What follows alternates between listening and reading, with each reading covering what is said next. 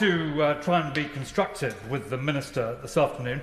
I don't believe the Rwanda scheme will work. I think that I'm full of goodwill for the Home Secretary in trying to stop this ghastly, deathly channel trade. But he quite rightly says that for those of us who think that the scheme is impractical, ineffective and extraordinarily expensive, what would we do? And he's right to ask that question. So let me try and answer it. There are 4 things that you have to do. The first is, exactly as my honourable friend from Bromley said, you need to employ more staff. You need to ensure that you process these asylum claims more rapidly.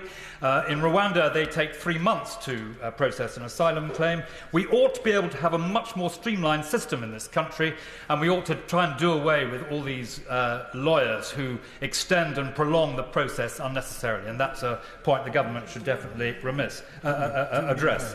Secondly, we need to put right the dreadful relationship which exists at the moment with France, our neighbour just 22 miles away.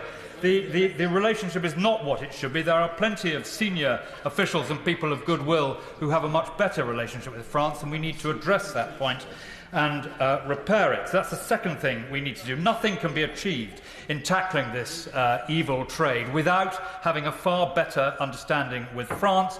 We need, at the very least, if not their active support, their passive acquiescence in the measures that need to be taken. Thirdly, we need safe and legal routes. I asked the Minister to set out what those routes are, and of course he was not able to do so. I give way to my friend.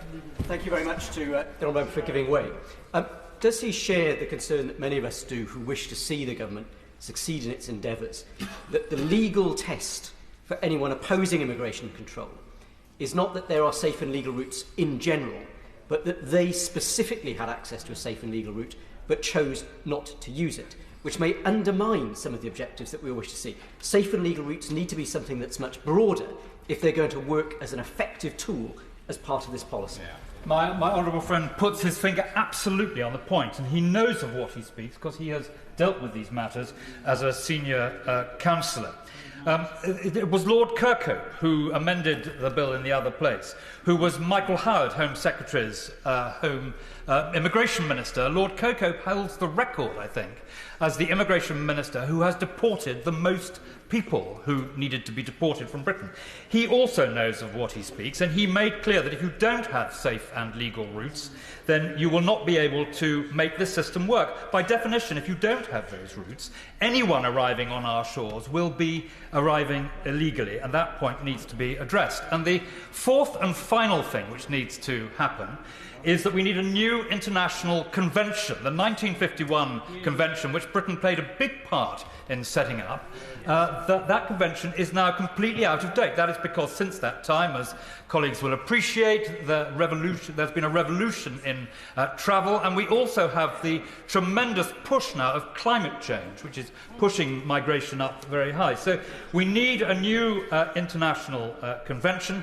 I put this point to the Prime Minister on the 25th of July last year, and he described it as an excellent point, but I fear that since then nothing has been done. Britain needs to use its leverage and its experience at the United Nations as one of the 5 permanent members of the Security Council, and it also needs to use its brilliant diplomatic experience and knowledge to negotiate a new convention. Those are the 4 key things that have to happen, and I hope the Minister will consider them before, as I say, embarking on a scheme that is impractical, ineffective and extraordinarily expensive. Rwanda is a safe country. It's a beacon of stability in Africa, but we should not export in this way our problems to a country that already tries to do its very best to help people who are caught up in humanitarian jeopardy. Kate Osmore. Thank you, Mr. Deputy Speaker. I would like to use my 3 minutes, which haven't come up on the clock yet, but 3 minutes to focus on Lord's Amendment 6B.